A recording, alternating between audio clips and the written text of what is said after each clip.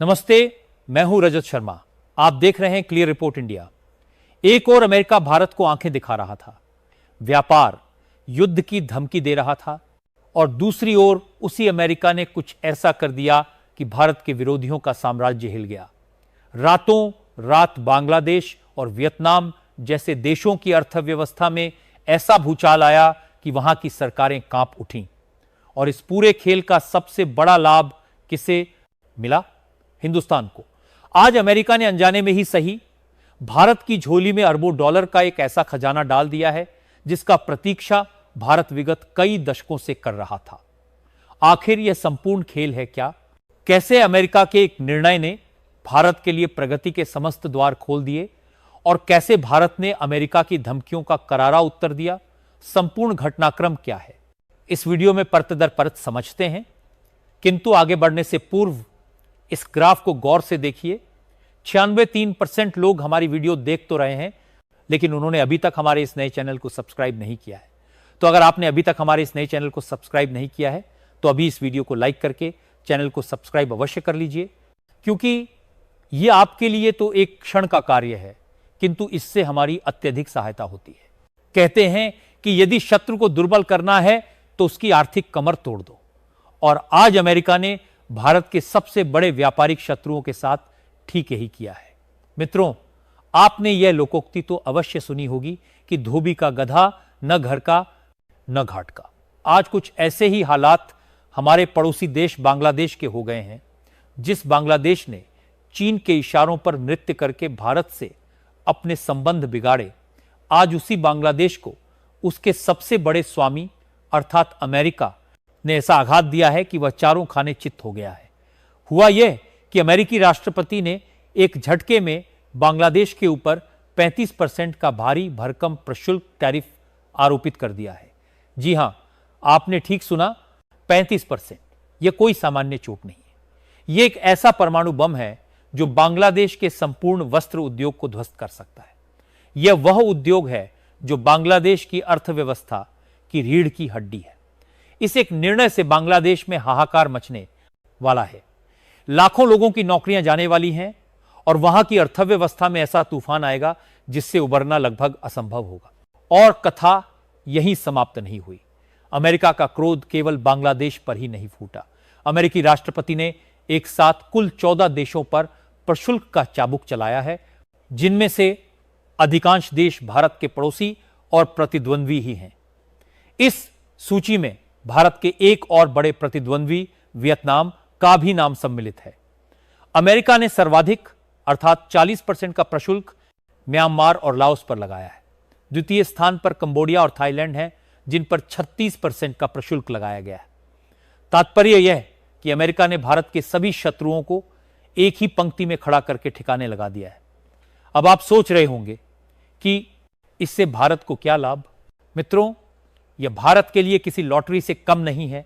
यह तो सोने पर सुहागा वाली बात हो गई। भारत ने कुछ किया भी नहीं, और अमेरिका का संपूर्ण वस्त्र उद्योग जो आज तक बांग्लादेश और वियतनाम जैसे देशों की मुट्ठी में था, वह अब स्वर्ण थाली में सुसज्जित होकर भारत के समक्ष आ गया है। आंकड़े देखिए और समझिए कि यह कितनी बड़ी विजय है।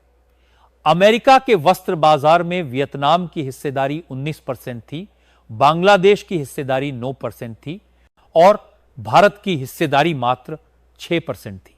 ऐसा इसलिए था क्योंकि यह देश सस्ते माल से अमेरिकी बाजार को पाट देते थे।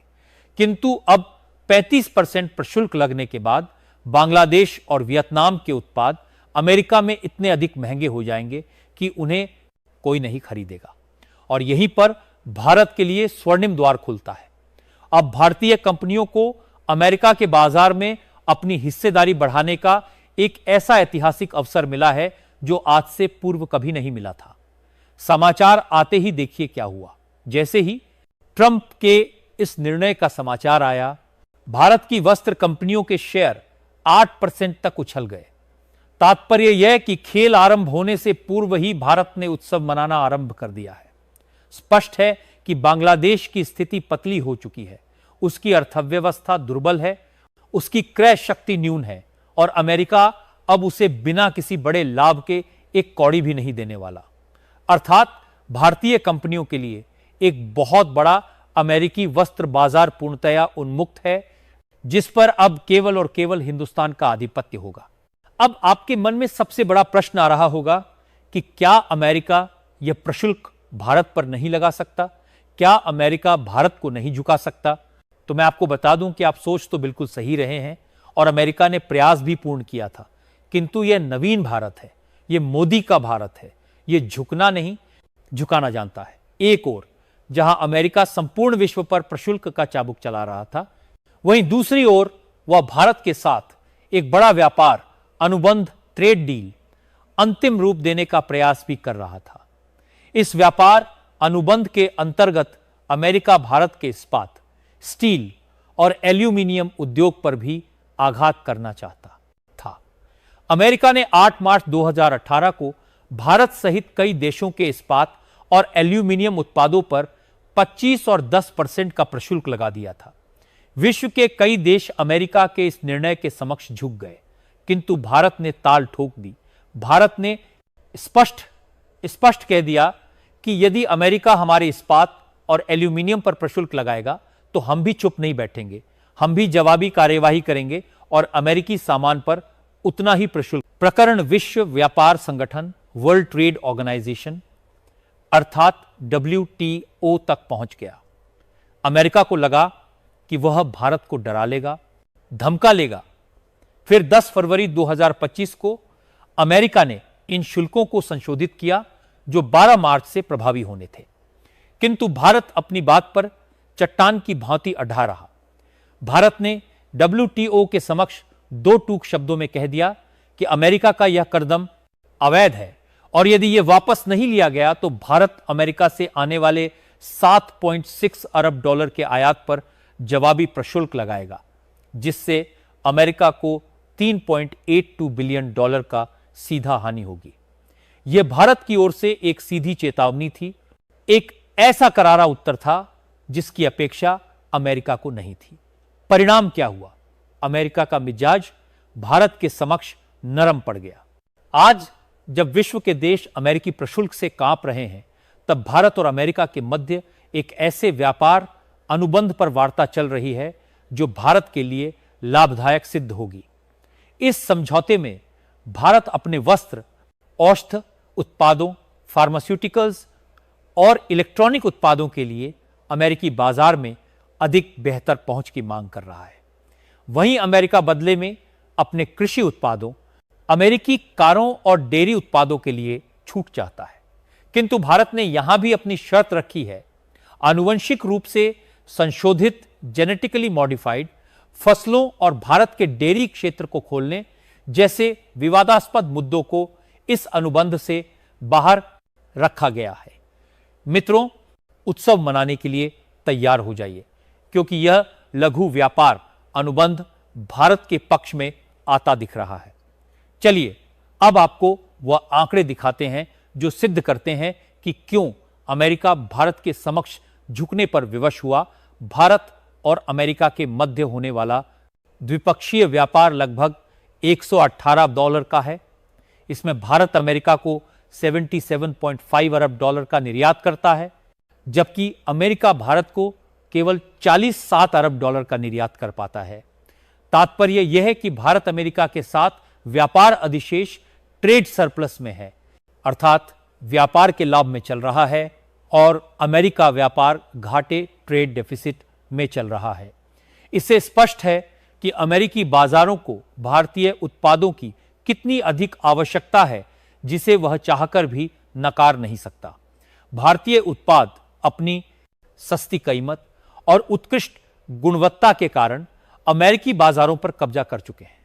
यही नहीं, अमेरिका में कार्य करने वाले 2.9 मिलियन लोग भारतीय मूल के हैं, जो वहां की अर्थव्यवस्था में बड़ा योगदान देते हैं।